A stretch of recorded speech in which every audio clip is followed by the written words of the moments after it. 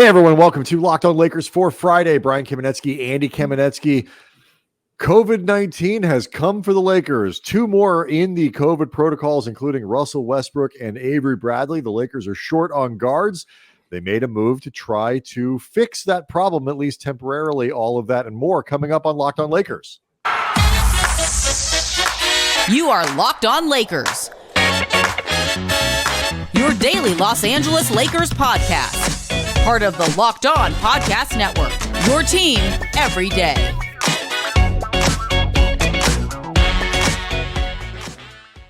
I want to thank everybody for making Locked On Lakers your first listen of every day. Monday through Friday, we post a fresh podcast at Locked On Lakers, which you can find everywhere you get your podcasts. We appreciate you making us your first listen. Make another Locked On podcast your next listen after us. Want to let you know as well that Friday's episode of Locked On Lakers is brought to you by Truebill. It's the new app that saves you money by helping you identify and stop paying for the subscriptions you don't want or need, and can even negotiate better deals on those you want to keep.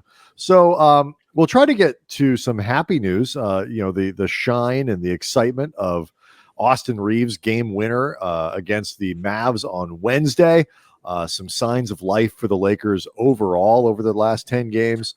But unfortunately, Andy, the news of Thursday, not as good, not as fun, not as happy. No. Not even a little bit. The Lakers ended up, it was announced on Thursday that Russell Westbrook, and then very quickly afterwards, news got out that Avery Bradley have both entered the health and safety protocols related to COVID. I have not heard anything in terms of either one of them with being asymptomatic or symptomatic. I know Russell Westbrook had COVID before, so if nothing else, this has to be incredibly frustrating for him. Yes, he had it last. Yes, he did in fact have it before. Right. So he had it heading into the bubble, I believe. So the actual details on this, I'm sure we'll learn more as it goes along. But the Lakers have had already THT, Malik Monk, Dwight Howard in there. They've had Phil Handy in there, Bill McDonald, who does TV broadcast. It's just been an absolute mess, and the Lakers are not alone in this regard. This has become an issue around the league, but when it rains, it pours, and right now the Lakers are in a storm. Right, and I think the expectation probably is inside. I would say inside the building. They're on the road, inside the proverbial building. In this case, a hotel. That more inside the Zoom tests, as they all talk back and forth. Hopefully socially distanced, that more positive tests are probably going to come. That seems to have been the pattern around the league, whether you're talking about the Bulls or the Nets are dealing with this right now, or across other sports where the Cleveland Browns have a bunch of people inside the protocols and the Rams have a bunch of people in the protocols. The Rams is insane. Yes, I think it's something like 16 players. And the Calgary Flames, that's a hockey team for those of you who don't pay super close attention. 20, and I haven't looked. I didn't look on Thursday, but as of Thursday morning, they had 27 people in their organization, players, coaches, support personnel in the protocols. The NHL has had to cancel a bunch of games, so I think they're probably expecting more to come. Rightly so. The good thing is, across the NBA, even with this sort of explosion of cases, the vaccines seem to be doing their job.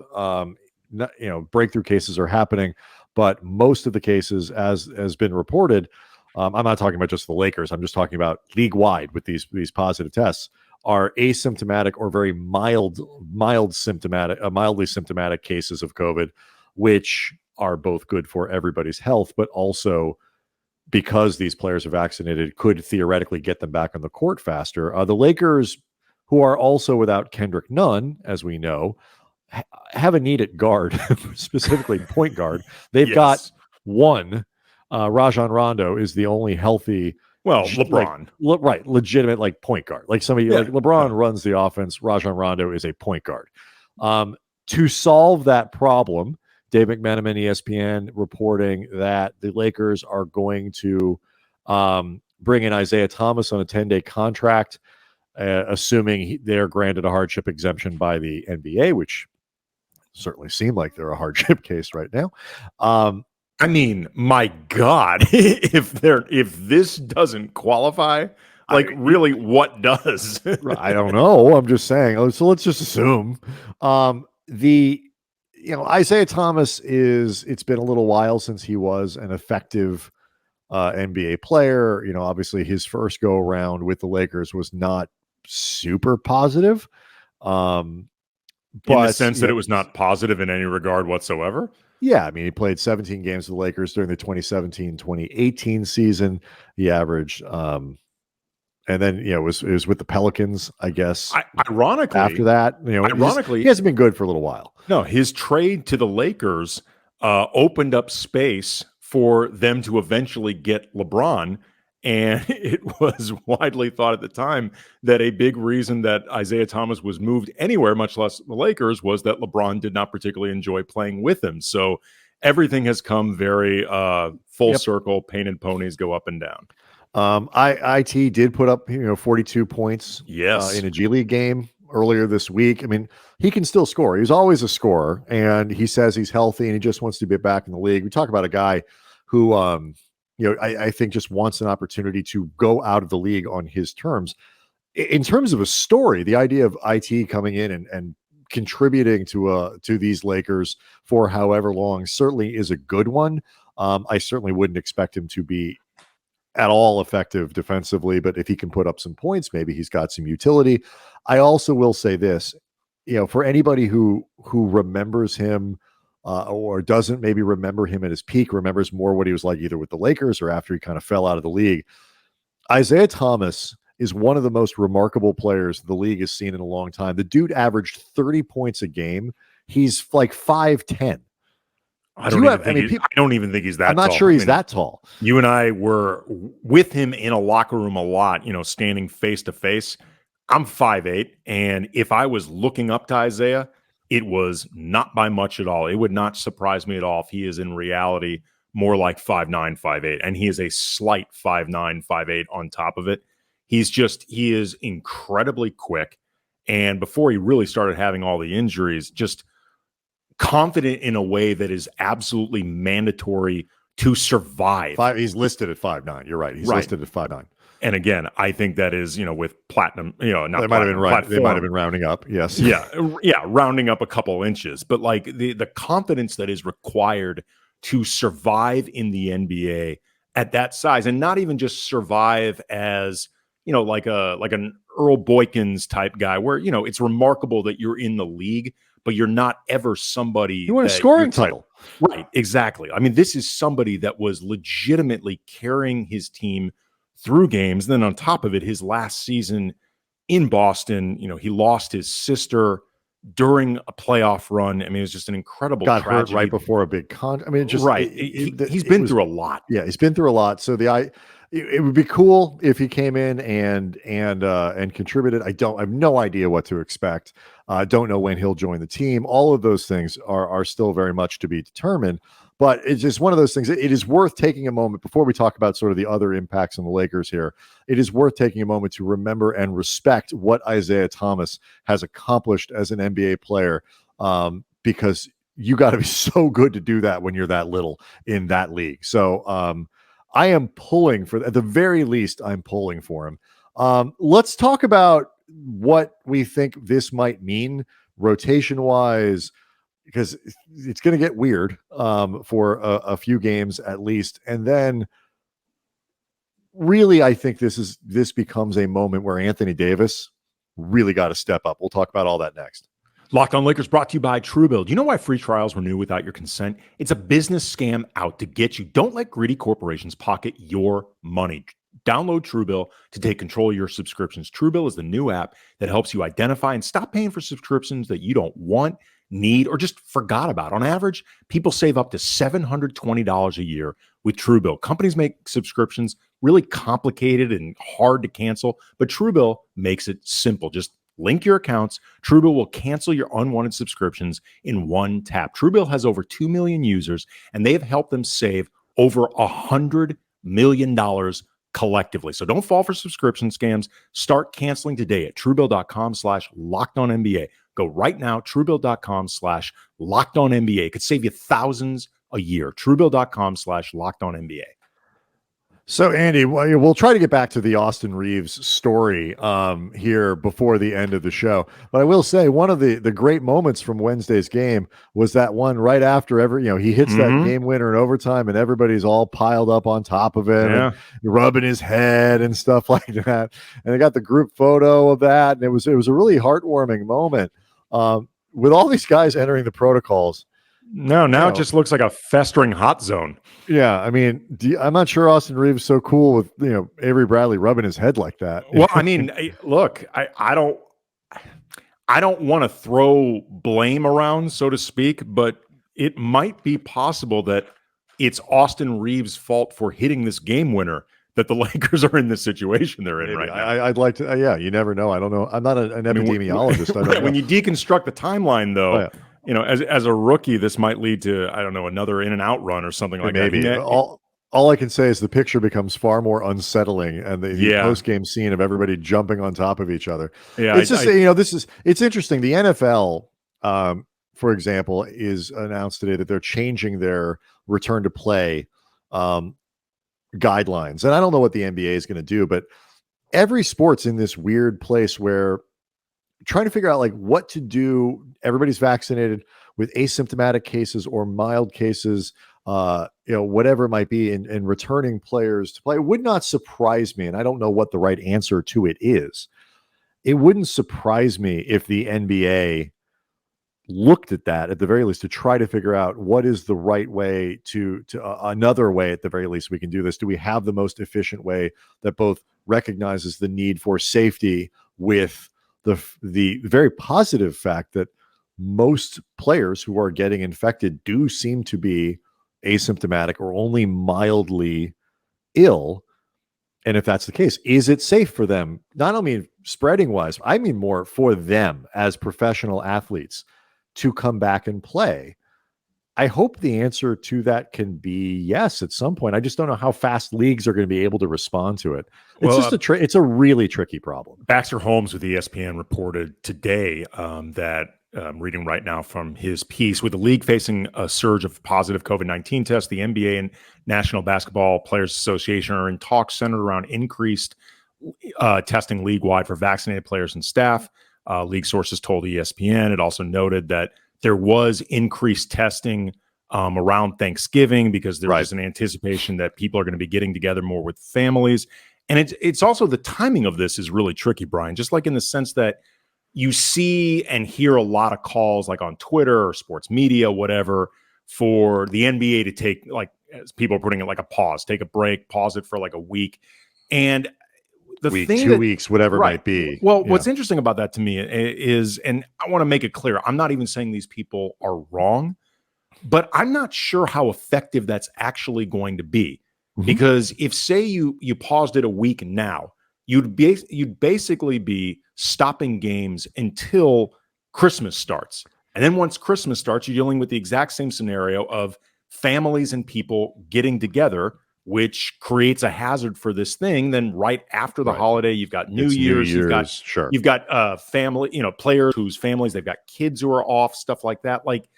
It seems like to me, and again, as an admitted non-expert on this, but just somebody who's paid a lot of attention, treated COVID from the beginning as a serious thing to be cautious about, and also just trying to game it out logically, it feels like to really eradicate what's going on right now, you might need to pause it for a month. Well, I think the point is, to really be effective, right? But I think what leagues. And I'm not recommending that. I'm just saying. No, I understand that. I feel I'm not saying you are. I'm just saying that if the goal is, I don't think anymore is eradication. I think it is like everything else in the world that sports leagues are trying to figure out how do you work in a world where this is endemic, where this is something that's going to be with us for a long time, that's going to be with us this season, going to be with us next season. It's not, COVID is not going anywhere. And the problem is, whereas, you and me, we do stuff, we can work from home. Radio, where people can work remotely in most things that they do, or even if they can't, you can take more precautions. You can socially distance. You can wear PPE at work if you're in close contact with there are things that you can do in virtually every other employment situation that you can't do in sports. You can't play basketball wearing PPE. You can't practice football, socially distanced. You just can't do that stuff. And so leagues are going to have to figure out, like everyone else is, how to operate in an endemic COVID world that in a way that keeps their athletes safe, doesn't jeopardize future health or anything like that. Keeping in mind there are things that we don't know about long-term impacts of COVID. Again, not even so much spread. I'm thinking about, do we know what it is for somebody who maybe has COVID to exert themselves like you have to in an NBA game? Does that potentially make it worse? I don't know. But as an athlete, I'd want to before I would keep playing. So, but either way, the Lakers are likely to find more people inside the protocols before this is all said and done. And if they don't, I think that would be considered dodging a bullet. And in the meantime, they got to figure out what to do with a very weird looking group of players. Yeah, let me just say right now, because it has been very in vogue and in fashion to complain about Frank Vogel's lineup choices. And you and I have at times been critical of them over the course of the season. Yep. Surprised he didn't dive in front of that COVID germ before it got to Avery Bradley. That's all I'm saying. Shut the F up for him about anything that's coming up, like in the near future. Like, seriously, save your complaints. Yeah, the dude is working with a roster being held together with scotch tape at this point. Like, whatever lineups he puts out there, they're the lineups that I think he needs to put out there in this particular moment. We're not trying to carry water for Frank Vogel, but at some point, what do you do? I mean, you got be reasonable. Be reasonable. You're down THT, Monk, Westbrook, Bradley, Dwight. Trevor can't play yet. None is still out. So you've got they went from having too many guards to basically no guards. They've got one big, they have 9 guys. You might see some of Jay Huff, and you might see some Chaundi Brown. Those kinds of things are probably things that we'll see and all that. I have no idea what it's going to look like Friday night in Minnesota, Sunday in Chicago, assuming that game happens, all that stuff. What I do know is this is a moment. We've talked about him a lot and how he's just sort of been vaguely disappointing and all that. If the Lakers are going to keep some of that momentum that they've built up, Anthony Davis has to be good, and he has to be really good. And obviously they have success, just him and LeBron as a pairing. But the way he's been going over the last couple of weeks probably isn't going to cut it for a team that still is struggling some offensively. Yeah. I mean, we've talked before, Brian, about just the idea of Anthony Davis not just playing well, because he's played well this whole season, but playing in a way where you feel like he has left a very specific, it was done by Anthony Davis, like you would leave graffiti afterwards, Anthony Davis was here. Like, you want to feel like he tagged the game, and he has not done enough tagging of the game this season. And you need to see that for however long there's going to be guys either missing or guys in and out of the lineup, or just this general chaos that the Lakers are going to be dealing with. This is a moment where AD has to really not just put up numbers that in a vacuum could feel like superstar production, but where it's like, oh crap, that's a superstar performance. That's when you leave the building. And that doesn't mean just scoring 40 points. It doesn't mean, it could mean rebounds. It could mean 4 block shots. It could be there are a lot of ways. It's not that I'm sitting here going why hasn't AD scored 40? No, there are other ways for people to feel your presence in a game that go beyond scoring. And LeBron is famous for that, and other guys have shown that, and AD has shown that. It's just, this is that moment. If they're going to continue this momentum and working through this place, and you pointed out, he may not be completely healthy. I mean, so it's no, he may still be feeling. I was doing radio on Thursday with Ramona Shelburne at ESPN, and she thought the same thing as you did. When we talked about it on Thursday's show, that if everybody was available, AD may not have played against Dallas. So, all of those things have to be taken into consideration, but you know what? He's hardly the only guy around the league who isn't completely healthy. And this is this is the gig. Yes, that's what I was going to say. At the end of the day, this is what you both signed up for, what you forced your way into, no judgment, but you did. and also what you are getting, top of the line superstar money for. Like this is ultimately what being one of the faces and the presumed eventual face of the organization is. Like this is just what's needed of you. And it's the difference between sort of playing and being perceived as like the 12th best guy in the league or the 15th best guy in the league, or somebody who's like legit. Like a couple years ago, is he as good as Giannis? Like which guy would you pick? And like all that kind of stuff. And, he doesn't have to be better than Giannis, but like, in that group of guys at the very tippy top of the league is kind of where the Lakers expect him to be. I think where he expects to be and where he hasn't quite been yet this year. So we'll see how that goes on Friday and into Sunday and beyond, depending on how long guys are out, hopefully for not that long. And hopefully guys most importantly, aren't sick. Because it's just, nobody wants anybody to be sick. Do I have to explain why we hope people aren't ill with COVID? I hope not. All right, so let's get back to Austin Reaves. Let's talk about happier things. We'll do that again. Do that next. Locked On Lakers brought to you by Built Bar. It's the holiday season, which means gifts, eating, and even more eating. And you know what? Go crazy because you earned it, but you got to offset that decadence with some type of responsibility. You just don't want it to taste responsible, which makes Built Bars perfect. It's the perfect holiday dessert. You can eat something that tastes awesome, but actually feel good about it. It's low calorie, it's low carb, it's low fat, it's high protein. It's covered in 100% chocolate. You got great flavors like raspberry, mint brownie, double chocolate, cookies and cream, peanut butter brownie. It's a great option for going ham during the holidays, but having your taste buds not know the difference. You want to cozy up with something warm? Okay, here's a little cheat code. Dip the Built Bar in some hot cocoa. Let it melt a little bit, give your beverage a little bit of that Built Bar flavor, and then you got a little melty, snacky treat to go along with it. But just so you know, it does not make the cocoa itself any healthier. That's just what the Built Bar does for itself. So go to built.com, use the promo code LOCK15. You get 15% off your first order. Again, promo code LOCK15, 15% off at built.com. Locked On Lakers also brought to you by Bet Online. It's they've got you covered there with more props, odds, and lines than ever before all season long. Football season marching to the playoffs. Bet Online remains your number one spot for all the sports action this season. Head on to our new updated updated desktop or mobile website to sign up today and receive your 50% welcome bonus on your first deposit. You just use our promo code Locked On to receive your bonus. From baseball, football, NHL, boxing, and UFC down to your favorite Vegas casino games. Don't wait to take advantage of all the amazing offers for the 2021 season. Bet Online is the fastest and easiest way to bet on all your sports favorites. Bet Online, where the games start. All right, Andy.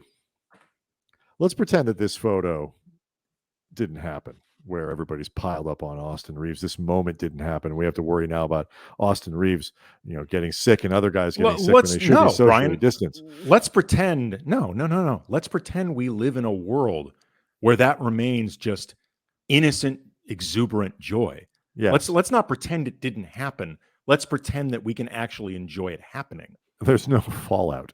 Right.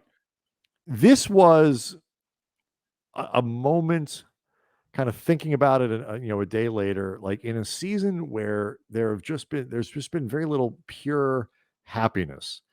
Like this was one of those moments. You could say there's a reason. It wasn't just that they liked the kid. It wasn't just that it was a big shot. I felt like when they won that game, and especially piled on top of it, the way that they won, the kid who hit the shot, all that kind of stuff.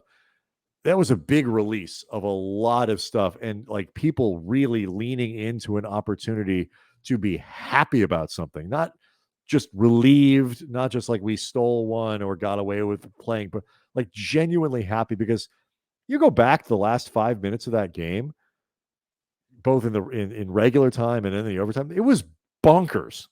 Like Lakers miss airballing 3-pointers, and we talked about it. The bank shot from Maxi Kleber, and all this. Like that game was insane. And then they went out and they got big shots from Ellington, a big shot from Westbrook, a big shot from Reaves. Obviously, it was just like happiness for that moment. Everybody got to be happy, and I felt like it was a big release emotionally for those guys watching that game. Yeah, I mean, Reaves has been the only pure positive story, I think, of this season, where like there's been nothing attached to it where it feels like there's a but.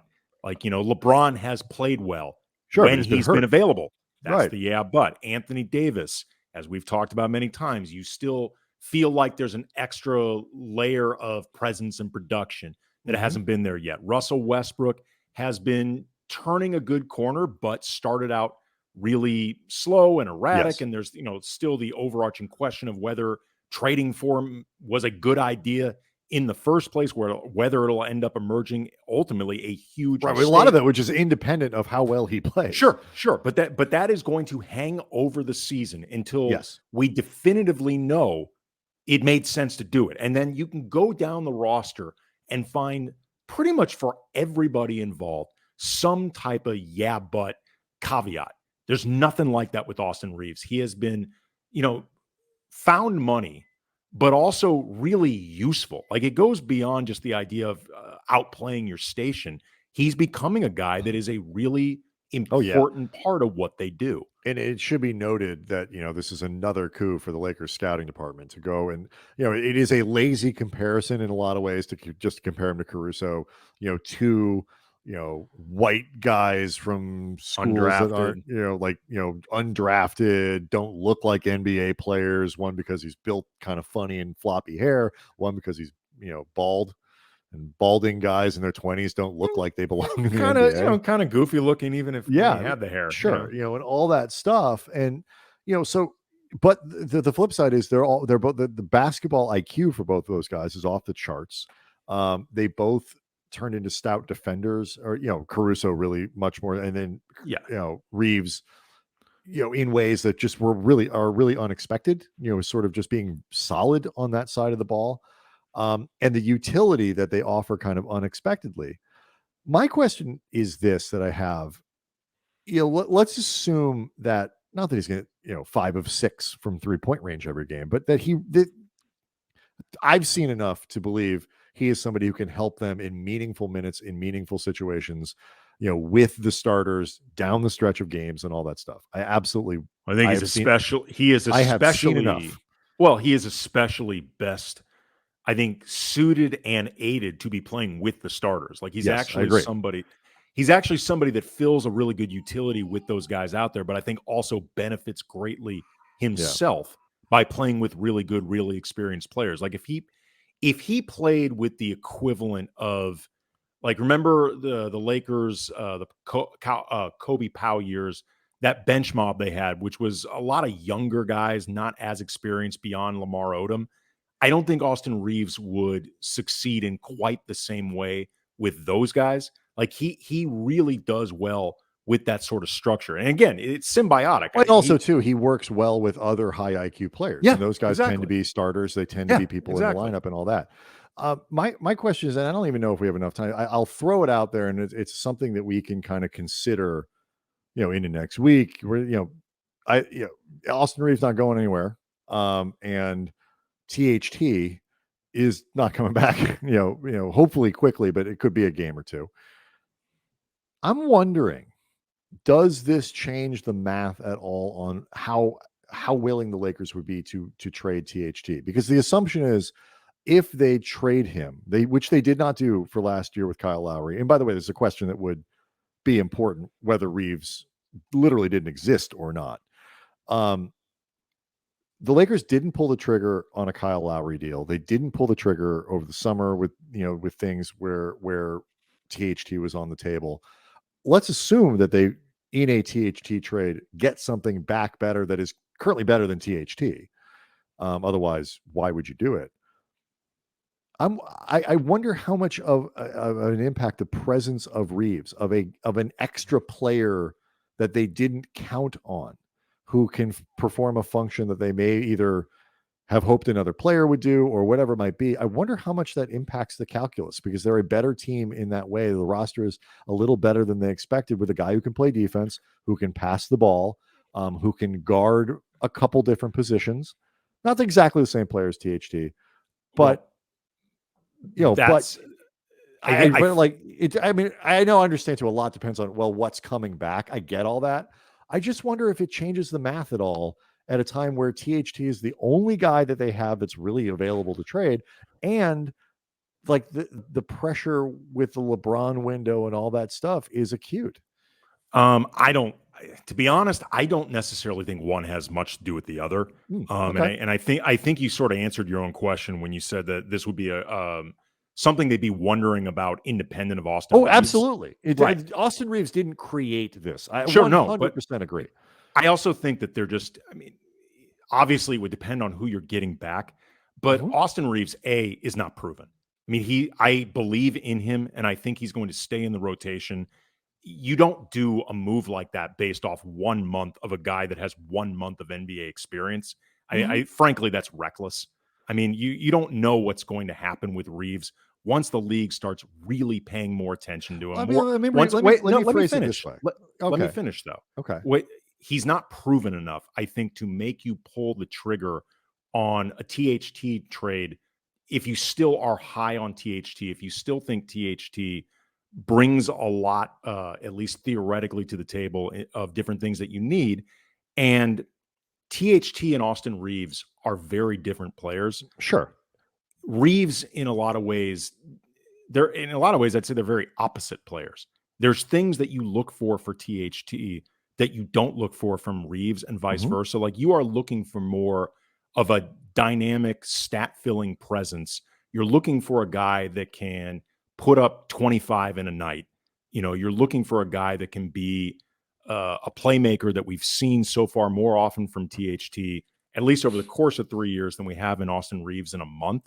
You know, I say all this as somebody that thinks, again, Austin Reaves is going to be in the rotation. I think he has the potential to be a very good role player. But unless they've decided internally that they were just wrong on THT, like they did this wrong, I don't think one really has much to do with the other. Let me phrase it this way, and then we'll go. Would you, as a GM, feel confident enough in that, okay, if we trade THT for player X, whoever that guy might be, that when we think of, because obviously, you know, I'm sure they're still high on THT. They should be, but the priorities might have just changed. Like, you know what? He's not going to help us enough this year, and we want to win right now. And, you know, okay. So do you feel confident enough in Reaves to say, if we trade THT, he's going to come and he's going to fit in, and part of that fit is we're plugging in Reaves as a guy who can give us 25 minutes a game and perform, you know, the role that he seems to be stepping into, which is a guy who plays significant minutes often down the stretch and often other, or do you not yet feel that you would be confident enough in Reaves to be able to have him as part of like kind of the framework of what the team would look like post THT? Too big a question mark is what you're saying. I don't really think one has much to do with the other. I mean, whether or not you think Austin Reaves can be a useful rotation player moving forward, the answer is yes or no, regardless of what you do with THT.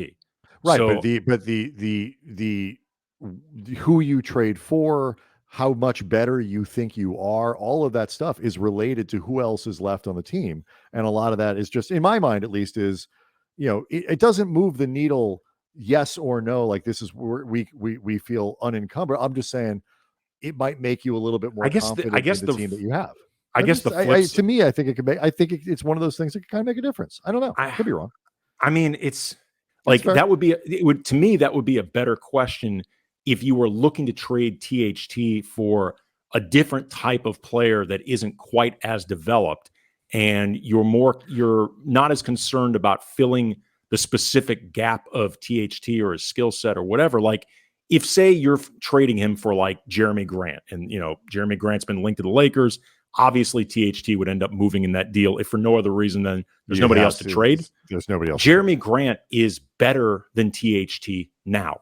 Yes. So to me, that has nothing to do with Austin Reaves. That's Jeremy Grant is better than THT now. So one has nothing to do with the other. They've got plenty of time to kind of work through this. So much depends on what it looks like when THT comes back. Or when everybody comes back. When everybody comes back. And a couple games over the weekend. No idea what they're going to look like. No idea who's playing. But we will be back on Monday with another episode. Thanks for making Locked On Lakers your first listen. Subscribe to Locked On Lakers on YouTube. We'll see everybody Monday.